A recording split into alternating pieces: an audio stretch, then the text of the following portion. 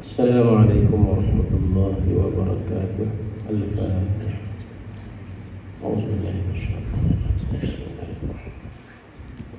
Alhamdulillahi rabbil alamin. Ar-Rahmanir Rahim. Iyyaka na'budu wa iyyaka nasta'in. Shiratal mustaqim. Shiratal ladzina an'amta 'alaihim. Alhamdulillahi rabbil alamin. Wassalatu wassalamu ala asyrafil anbiya'i wal mursalin wa ala alihi wa ashabihi ajma'in. Qala rabbi shrah li sadri wa yassir li amri wahlul 'uqdatam min lisani yafqahu qawli. Subhanaka la 'ilma lana illa ma 'allamtana innaka antal 'alimul hakim. Wa la hawla wa la quwwata illa billahil 'aliyyil 'azim. Allahumma la sahla illa ma ja'altahu sahla wa anta taj'alul hazna was-'amra idza syi'ta sahla ya rabbal 'alamin. Amma ba'd. Alhamdulillah, syukur kita kehadrat Allah Subhanahu wa taala kerana pada malam ini dapat kita sambung kembali dan pengajian hadis 40. Kita masih lagi bincang hadis yang ke-32, iaitu menolak kemudaratan di dalam Islam. Berdasarkan kepada hadis Nabi sallallahu alaihi wasallam, la darara wa la dirar. La darara wa la dirar maksudnya tidak boleh melakukan kemudaratan dan tidak boleh membalas kemudaratan dengan kemudaratan. Jadi hadis ni walaupun pendek sikit je, la darara wa la dirar, 3-4 patah, tapi dia mempunyai makna yang luas. Sebab itu perbincangan kita dalam huraian hadis ini agak panjang, meliputi banyak bidang, terutamanya bidang fiqh. Berdasarkan kepada hadis la darara wa la dirar ini sebenarnya menjadikan kita dapat menjalani kehidupan dengan harmoni, dengan aman, dengan selamat, dengan baik. Hari ini kita tengok masyarakat hari ini, dia sudah lupa ataupun tidak mengendahkan berkaitan dengan perkara-perkara kemudaratan ini. Sama ada perkara mudarat ini terhadap dirinya sendiri ataupun terkena pada orang lain. Kerana kita lihat zaman kita ni, zaman orang masing-masing mementingkan diri sendiri. Dia penting diri sendiri di mana asal dia boleh, asal dia dapat, asal dia utuh, biarlah orang lain tu susah kena mudarat. Asal diri dia dapat untung ataupun kelompok dia dapat untung, dapat manfaat, awak selain daripada dia tu ikut dia lah. Itu mudarat. Dia tidak penting kepada soal darar. Sedangkan Nabi kita ajar la darara wa la dirar.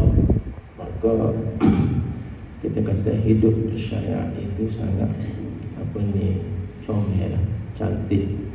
Maka alangkah indahnya hidup bersyariat. Kita berdasarkan kepada syariat. Salah satunya kita berpandukan kepada ajaran Nabi kita SAW melalui hadis-hadis inilah. Kemudian kita masuk topik yang khususnya, kita masih lagi berbincang berkaitan dengan bentuk yang pertama, kemudaratan dalam bentuk yang pertama. Dia ada dua itu. Kita masih lagi bentuk pertama, iaitu di mana perbuatan ataupun tindak tanduk dilakukan oleh seseorang mukallaf itu, di mana beliau memang mempunyai tujuan untuk mendatangkan kemudaratan ke atas orang lain. Jadi kita dah bincang mudarat dalam ilah, minggu depan al-ilah, mudarat dalam wasiat, mudarat dalam jual beli. Hari ini kemudaratan dalam penyusuan. Kemudaratan dalam penyusuan. Mana penyusuan ni penyusuan anak lah, oleh ibu-ibu, bukan oleh bapa, oleh ibu. Tapi dia berkaitan juga dengan bapa. Walaupun bapa tidak menyusu, tapi dia ada kaitan dengan bapa. Jadi berdasarkan firman Allah Subhanahu wa taala dalam surah Al-Baqarah ayat 233. Wal walidatu yurdi'na auladahunna hawlayn kamilayn liman arada an yutimma ar-rada'ah wa 'alal mawludi lahu rizquhunna wa kiswatuhunna bil ma'ruf la tukallafu nafsun illa wus'aha la tudarra walidatun biwaladiha wala mauludun lahu biwaladihi. Maksudnya muka surat 439, muka surat 439 pada buku. Dan ibu-ibu hendaklah menyusukan anak-anak mereka selama 2 tahun genap, iaitu bagi orang yang ingin menyempurnakan penyusuan itu, dan kewajipan ayah pula memberi makan dan pakaian kepada para ibu itu menurut cara yang sepatutnya. Tidaklah diberatkan seseorang melainkan menurut kemampuannya. Janganlah menjadikan seseorang ibu itu menderita kerana anaknya, dan jangan juga menjadikan seorang ayah itu menderita kerana anaknya. Surah Al-Baqarah ayat 23. Kita tengok huraian dia. Ayat tersebut merangkumi larangan, yakni tegahan, mendatangkan kemudaratan ke atas si ibu dan si bapa, dua-dua sekali. Memudaratkan ke atas si ibu dan si bapa, mana suami isteri lah. Maka si ibu mempunyai hak menyusukan anaknya. Ibu ni ada hak ke atas anaknya, beri susu. Jika si isteri dilarang oleh suaminya untuk menyusukan anaknya, dengan maksud agar si isteri dalam keadaan menarik bagi berseronok-seronok dengannya, maka harus bagi si suami berbuat sedemikian. Jika si suami dalam larangannya wujud maksud untuk menyebabkan si isteri berduka cita lantaran dilarang menyusui anaknya, maka si suami tidak diperboleh berbuat demikian. Ada ni dah macam tu. Dia boleh anak kecil. Ni berkali biasa orang baru boleh anak ni, orang baru kahwin dah punya anak. Dia tak suri bini dia menyusukan anak dia sebab dia bimbang takut body tak comel. Dia nak suruh comel semua. Berkali dia slim, dia menarik semua. Dia kata tak suruh nyusu dah anak ni. Tapi kalau dia dengan alasan gitu tidak ada masalah sebenarnya. Tapi kalau sekiranya suami larang isteri menyusukan anak tu atas tujuan supaya isteri saat ni bersedih, kalau tak menyusukan anak dia, tak boleh. Pada waktu itu tidak boleh. Kita baca lagi. Jika si suami yang melakukan sedemikian, maka beliau berdosa atas tujuan tadi lah. Atas tujuan nak suruh mudarat isteri, nak suruh isteri itu sedih. Si ibu saya sedih. Ibu kan baru dapat anak ni, kan dia naluri dia nak menyusukan anak dia, baby tu lah, bayi. Tapi suami ni sekap sebab sebenarnya dia nak suruh tadi memudaratkan isteri itu berdosa. Larangan ini tertakluk kepada kemungkinan sekiranya terdapat orang lain untuk menyusukan anaknya. Jika tiada orang lain yang boleh menyusukan anaknya selain si isteri sendiri, atau terdapat wanita lain tetapi si anak enggan menyusu darinya, maka tidak diperbolehkan sama sekali si suami dan isterinya menyusukan anaknya. Oleh itu larangan ini adalah mutlak antara wujud padanya kemudaratan kepada si anak. Maknanya kalau dia nak larang, boleh dia kena cari ibu lain lah, susu upah, boleh upah. Cari orang lain biar tolong susukan anaknya. Sebab anak ni anak kecil ni perlu kepada penyusuan ibu. Pada waktu tu boleh. Tapi kalau tak ada, dia cari-cari tak ada orang boleh menyusukan anaknya, maka tidak boleh. Waktu itu dia larang isteri dia daripada menyusukan anak dia. Sebab hukum isteri menyusukan anak ni sunnah, tidak wajib. Jadi pilihan dia sunnah, tidak kata wajib dah. Kalau wajibnya kau tinggal dah sunat. Dia boleh upah apa ni ibu lah. Jika si ibu adalah seorang janda, ibu tunggal, yang diceraikan oleh bapa, si anak yang diceraikan oleh bapa, si anak atau seorang badu dan meminta untuk menyusukan si anak dengan upah misil. Upah misil ni maknanya upah yang biasanya diberikan kepada orang yang menyusukan anak. Mana tepat tu biasa orang beri upah berapa untuk orang menyusu kepada anak. Sebab kita ada buat kita tak je dengar ada upah orang susu anak dia, tak je buat. Sama ada kita tak tahu ataupun amal dapat kita sini tidak pernah buat amalan itu. Wujud benda ni wujud dalam Islam, dalam fiqh dia wujud ada nah. Maka si ibu itu berhak kepada sedemikian. Justru itu hendaklah si bapa atau si warisnya menerima tawaran atau permintaan si ibu dengan menyerahkan si anak kepada si ibu itu. Bila dia cerai dengan suami dia nak nyusu anak tu, dia minta ngopoh boleh. Bekah bini dia sana boleh minta ngopoh dengan tu lelaki dia. Ngopoh susu anak. Susu anak buat tu lelaki kena opoh. Opoh yang sekadar lah, bukan opoh mahal menada. Kalau mahal menada kita bincang boleh, kalau mahal pula tak boleh juga. Sekiranya si ibu menuntut upah lebih daripada ni. Sekiranya si ibu itu menuntut upah lebih daripada upah misil, mana upah biasa orang beri dalam kawasan tu, dalam kampung tu, dengan perbezaan yang sangat besar, lalu si bapa atau si waris mendapati seorang wanita yang boleh menyusukan anak dengan upah misil, maka si bapa atau si waris tidak dilazimkan menerima tawaran si ibu tersebut. Justru si ibu itu telah bermaksud untuk mendatangkan mudarat dengan upah, dengan tambahan upah itu. Jika si bapa atau si waris tidak mendapati wanita lain untuk menyusukan si anak, maka si ibu hendaklah dipaksa untuk menerima upah misil agar tidak tertimpa mudarat atas si anak atau si bapa akibat berduka cita terhadap si anak. Jadi kalau janda tadi nak nyusu juga anak dia, kemudian dia minta upah, dia kena minta upah hak sepadan lah, hak sepatutnya. Tapi kalau dia minta upah lebih, maka waktu tu berhak bagi si bapa cari orang lain boleh nyusu pada anaknya. Hak boleh beri upah hak sepadan, hak dia mampu. Sebab dia kata di sini sekiranya ibu dia sendiri sana yang merupakan bekas isteri dia minta tinggi, dia boleh memudaratkan kepada si bapa.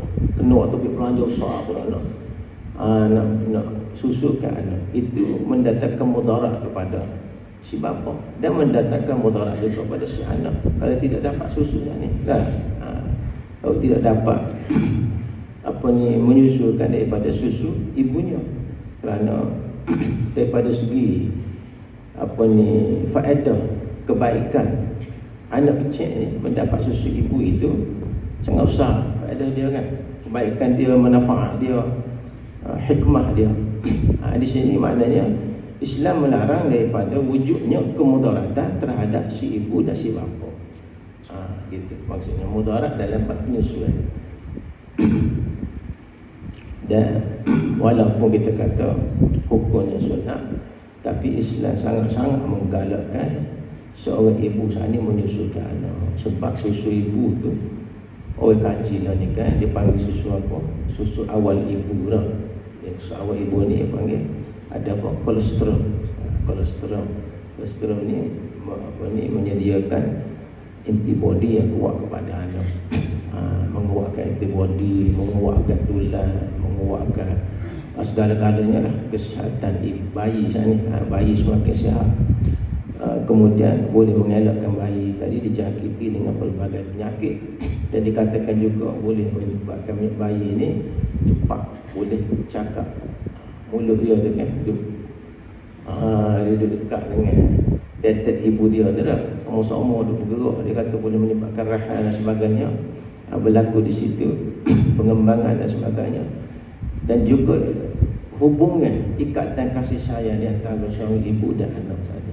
Ada apabila diberi susu ibu juga boleh menjadikan si bayi dan si anak sana membesar dengan keadaan yang orang kata baiklah, daripada segi fizikal dia dan juga daripada segi emosi kerohanian dia. Dan orang ada buat kajian lah, anak-anak yang Dia beri sepenuhnya susu ibu dengan anak-anak yang minum susu formula, susu lembu. Daripada segi perangai, orang kata dia, berapa anak-anak zaman kita ni perangai-perangainya hampir-hampir dengan Natal, kata dia, nak sepuluh lembu sore-sore ada. Tidak anak kita, ada anak orang degilnya, tak dengar kata, kerahnya, dah melawan orang tua, melawan cikgu, melawan payahnya nak betul, payahnya nak royak, malas semaya, malas belajar. Tolu kan. Orang kata salah satunya dia minum susu, start dengan susu binatang dia kata. Pemula. Bukan tak dia beri, tidak ada masalah, tapi daripada segi kesan pembesaran dia, ada susu ibu sana ni sangat afdal dan lebih afdal dan sangat baik daripada segi nak membantu pertumbuhan si bayi tadi. Jadi itu berkaitan dengan mudarat dalam penyusuan. Itu disebut dalam Al-Quran surah Al-Baqarah. Kemudian jenis yang kedua, kita masuk pula jenis mudarat yang kedua, iaitu dari tindak tanduk yang datang, tindak tanduk yang mendatangkan kemudaratan. Ianya adalah tindak tanduk si mukallaf yang mempunyai tujuan yang sahih, yakni tujuan yang baik, yang dibenarkan oleh syarak, yakni yang disyarakkan, akan tetapi tujuan ini mengakibatkan kemudaratan atas individu lain. Tujuan dia molek, tujuan dia baik, tapi benda yang dia buat itu tadi menyebabkan berlaku kemudaratan atas orang lain. Ini part yang kedua. Pertama tadi memang dia niat nak suruh berlaku mudarat atas orang lain. Ini tak. Adapun keadaan sedemikian ini terjadi dalam keadaan di mana seseorang itu bertindak di dalam ruang lingkup dan batasan milikannya. Hak dia dah, milik dia dah. Namun kesan tindakannya itu mendatangkan mudarat kepada orang lain, lalu mencegah orang lain dari memperoleh manfaat dari pemilikannya, maka orang yang tercegah dari manfaat itu memperoleh mudarat. Beli sikit ada terjemah. Maknanya seseorang menggunakan barang miliknya dan mudaratnya menimpa orang lain, atau dia melarang orang lain dari menggunakan barang yang dimilikinya, dengan itu akan memberi mudarat kepada orang lain. Dia guna barang dia menyebabkan mudarat kepada orang lain, ataupun dia larang orang lain guna barang milik dia, juga memberi mudarat kepada orang lain, orang tersebut. Kita tengok huraian dia. Bahagian pertama, bertindak ataupun menggunakan barang miliknya dalam pemilikannya yang mendatangkan mudarat atas orang lain. Terjadi dalam kedua keadaan. Dia guna barang dia dah, memang hak dia dah, tapi tiba-tiba benda dia guna tadi menjadi mudarat, menimpa mudarat itu tertimpa kepada orang lain. Pertamanya, bertindak di luar cara kebiasaan, ataupun yang masyhur, yakni dia menggunakan barang tersebut dengan cara luar biasa, maka beliau tidak diberitahu langsung dalam cara sebegini. Dia tidak dibenarkan membuat demikian. Jika beliau bertindak dan terkena mudaratnya kepada orang lain, bukan oleh orang lain, kepada orang lain, itu dalam kitab tu, oleh orang lain, pelik jadi ayat dia, kepada orang lain. Dia terjemah kitab Arab jadi musing kan. Beliau hendaklah menanggung ganti rugi, ataupun bayar ganti rugi. Apa saja akibat dari kemudaratan itu? Umpamanya, ini contoh. Contohnya, dia menghidupkan api dalam kawasan tanahnya. Dia bakar. Dia tanya, pada hari berangin kuat, angin tu kuat, lalu terbakar tanah-tanah yang ada di sekitar, dan benda-benda ataupun barang-barang yang ada dalam tanah tersebut. Dalam keadaan sedemikian, beliau telah melampaui batasan, dan beliau hendaklah menanggung segala kerugian, yakni dia kena bayar ganti rugi. Dia bakar, dia kali dia tanah dia, kali hutan, ada hutan. Tepi tanah dia tanah orang. Ada orang nanam pokok juga lah, nanam pohonnya, pokok pau, pokok-pokok gapo lah, kali darah nak boleh dia, mana. Dia bakar tanah dia, dah bukan tanah orang. Tapi disebabkan pembakaran dia tadi, semasa dia bakar angin kuat. Lalu benda tu merepuk masuk dalam tanah orang, menyebabkan harta hak duduk dalam tanah orang tadi musnah, mudarat. Maka waktu itu dia kena bayar ganti rugi. Gitu. Mana mudaratnya yang dilarang dalam apa ni, bab ni kan. Yang kedua, bertindak dalam cara kebiasaan. Dalam keadaan ini terdapat banyak permasalahan, di mana terdapat pula perselisihan pendapat dan pandangan para fuqaha antaranya. Banyak. Hak jenis kedua ni cara biasa, tapi banyak perselisihan dan permasalahan di kalangan fuqaha. Pertamanya, menggali telaga berhampiran dengan telaga milik jirannya, lalu kering air perigi jirannya itu. Pertama ni jenis dia gali telaga, tepi telaga dia tu ada telaga jiran dia tu. Imam Malik dan Ahmad rahimahullah berpendapat beliau dilarang berbuat demikian, tak boleh. Imam Malik dan Ahmad kata tak boleh kita gali telaga menyebabkan telaga jiran kita terkering. Jika beliau telah menggali telaga itu, hendaklah dikambus kembali kerana ia merupakan satu kemudaratan, kena kambus telaga kita tu. Telah diriwayatkan oleh Abu Ahmad di dalam Al-Marasil daripada Abu Qilabah radhiyallahu anhu, katanya Rasulullah sallallahu alaihi wasallam telah bersabda, la tudarru fil hafri wa dhalika an yahfara ar-rajulu ila jambi ar-rajuli liyadhhaba bima'ihi. Maksudnya janganlah kamu saling memudarati, yakni saling memudaratkan dalam perbuatan menggali telaga. Yang demikian itu, apabila seorang lelaki menggali telaga sebelah telaga jirannya, lalu keringlah airnya, tak ada air telaga jirannya. Riwayat Abu Dawud. Ulama selain Imam Malik dan Ahmad berpendapat bahawa harus buat demikian. Berselisih di kalangan ulama. Ada kalangan alim ulama kata harus kita gali telaga tersebut. Ada setengah kata tak boleh, kena kabut telaga tersebut.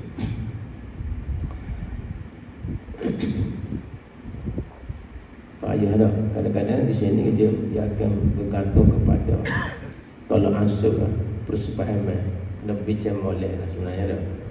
Bincang ngaji lah tu. Tapi zaman dah ni tak kaki telaga dah, dia pacah, boring pun bahaya juga. Boring tepi pagar. Sebelum tengok je dah. Pagar tu pagar bersama kau, pagar jiran kau. Ada lama-lama butuh pagar. Ini mudarat kan ni.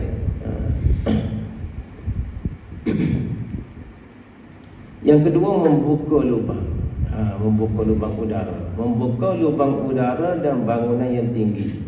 Maksud membuka lubang udara ni membuat lubang. Dan bangunan yang tinggi maknanya membina binaan yang tinggi. Ini dalam bab kejiranan juga. Apabila seseorang itu membuka lubang udara, yakni dia buat lubang, korek lubang, bakal di rumah dia pakak dinding, dia pakak. Ini bakal dia jenis sampai kita perumahan ada perumahan kan, dinding dia ada sana, rumah jiran ada rumah kita. Ini korek lubang. Ataupun jauh tapi sebelah jiran kita. Atau membina satu bangunan tinggi di atas tanah ni. Bangunan tinggi atas tanah ni dia buat pagar dinding tinggi. Yang membolehkan beliau melihat jirannya. Bukan pagar ni, macam loteng, dia boleh naik ke atas. Dia naik ke atas, tujuan nak tengok jiran dia. Buat menara kawalan. Atau melarang apa ni? Atau melarang cahaya matahari dari masuki rumahnya, dengan tujuan menyekap cahaya tali. Tak boleh vitamin D jiran dia. Tutup. Dia tinggi, cahaya tali tak masuk. Maka beliau dilarang berbuat demikian. Tak boleh. Khususnya apabila hakim melihat bahawa beliau melakukan sedemikian dengan maksud jahat atau dengan maksud untuk melakukan kerosakan. Korek lubang, buat dinding tinggi. Korek lubang saat ni nak sekoteng, nak hitam bini jiran kau, anak tina jiran. Tak boleh. Ini juga termasuk sekarang ni penggunaan CCTV ataupun kamera litar tertutup ni kan. Dia cantik dah dia pergi tambah mana-mana dah. Tepi rumah jiran kan. Ada berlaku dah. Dia kita pacar kan rumah jiran. Dia di dalam rumah dia tengok dalam laptop ni, dalam telefon. Oh bagus lah gitu. Dia rakam pula. Lepas tu dia send pula ke media dah. Media sosial. Medsos. Ini zaman dulu tak ada sebab kita ni dia mari sebelum daripada zaman IT ni. Kalau zaman IT dia akan masuk dia banyak. Bab fiqh ni dia luar. Bab fiqh ni dia pergi, dia panggil murun lah dia pergi. Benda-benda boleh kita masukkan di sini yang mana berkaitan. Jika benda itu mudarat yang hampir sama, kita boleh kiaskan di sini. Telah dikeluarkan oleh Al-Kharaiti bahawa Rasulullah SAW telah bersabda mengenai hak-hak jiran. Wala yastatilu bil bina ayahjubu anhu riha illa bi isnihi. Janganlah meninggi-ninggikan bangunan yang melindungi jirannya dari angin tanpa izin jirannya itu. Tak boleh buat dinding tinggi, kita kata pagar konkrit. Ada kita lah pagar tinggi. Kita tak kata baru lah. Tak nampak dia. Sebuah pagar istana dia tinggi. Berapa kaki ni? 12 kaki ke berapa ni? Tinggi pagar dia. Dia kata menyebabkan menghalang angin. Oh tak panggil angin kau dia dah. Panas kawan ni. Nak angin luar kan. Aircon luar sedap suruh buat. Tamu-tamu dia buat gerai luar tu. Buat gerai kan. Dia ada bawah pokok. Pohon jambu kau, pohon gapo kau dia. Tepi rumah dia kawan ni keluar pagar tinggi. Tak boleh. Kecuali diizinkan oleh jiran. Jiran tu buat anak tinggi bangun tak ada masalah. Kalau jiran tak izin, dia tak boleh buat. Ini adalah mazhab Ahmad rahimahullah ta'ala. Beberapa ulama mazhab Syafi'i juga bersepakat dengan pendapat ini. Ulama bersepakat. Maknanya tidak boleh kecuali kena minta izin. Sini mula termasuk dalam kira bicara lah. Kena bicara dengan jiran. Dengan jiran kita kena buat perbincangan. Yang ketiga, melakukan sesuatu di dalam milikannya yang memudaratkan jirannya. Melakukan sesuatu di dalam milikannya yang memudaratkan jirannya. Dia buat benda tu dalam milik dia, bukan dalam milik jiran, milik dia sendiri. Antaranya menggoyang, mengetuk. Menggoyang ni maknanya membuat gegar pocok. Ini berkali kalau jenis rumah kayu juga, dia dah kayu juga, ataupun batu pun boleh kocok juga dan sebagainya. Atau meletakkan sesuatu mempunyai bau yang busuk, maka bila dilarang berbuat demikian. Ini adalah zahir mazhab Malik dan Ahmad. Ni jenis buat gek-gek ni, dia nebuk ke kapur hari-hari dia katok pung puji dengan sebelah saya duduk dia. Wah, kalau kita nak kiyah lah ni gapo kita kiyah bunyi mutu kok bro, hari-hari start mutu. Tengok malam orang nak tidur pun start mutu perih. Tepi dah tak boleh ni kata kok. Ataupun kita kata ni musik lah, musik. Main karaoke dah. Oh dia minat karaoke malam 1-2 kan dengan bini dia gegong. Kawan sebelah dia getar tailing dia. Tak boleh. Ni dia tak boleh ni. Dia dah beli buat cerita dah mula kan. Siapa mutu tu pakai kata hatta tak ke Piramli. Oh bisa Piramli ni dia dikata ke Piramli ni ngaji pon dah. Dia belajar kali apa-apa ni. Bisa dia. Artis tadi dia ngaji tu. Artis sama kita ni tak tahu belajar dah. Ni, kita belikan Alibaba dan macam-macam. Kita tengok-tengok dalam apa kita ada. Ulama mazhab Syafi'i berpendapat bahawa jika perbuatan ini memudaratkan milikan orang lain, maka beliau dilarang berbuat demikian. Kalau memudaratkan orang sebelah, tak boleh. Begitu sekali Islam ni jaga hubungan kita dalam masyarakat, saling jaga orang supaya hidup ni harmoni. Apatah lagi kalau jiran tu ada anak kecil ataupun ada orang tua sakit, kena nyakit jantung kau cimani kau di sebelah tu, kita orang muda di tepi ni duk main gagal, duk main dendam, duk main macam-macam. Nak buat boleh pergi main jauh-jauh lah. Buat orang tak ada. Kalau hutan kau pergi patah kau ni. Kalau duduk berkejiranan tidak boleh. Benda ni bukan benda tidak berlaku ni, bukan benda luar biasa. Kalau kita dengar orang duduk di Kuala Lumpur, kita dengar dia balik cuti, dia cerita macam-macam, dia kata berlaku. Kata nak tegur tak berani, semua tak berani nak tegur. Tiba-tiba tegur bala, betul tak? Kena kata dan sebagainya. Lah ni orang berani berlaku dah. 2-3 hari baru ni viral apa nama ni silat apa ni masuk cabai tak isi genah ke apa. Pocik umur 70 tahun dah masuk setempat tak isi genah. Dia marah, dia gelatan depan. Dia orang muda. Pokok itu kata pocik tu waktu tumbuh. Parah pocik tu. Tumbuh. Jadi ni memudaratkan orang ni.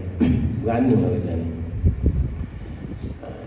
Jadi apabila kita tidak hidup secara bersyariat, maka berlakulah benda-benda di luar kawalan.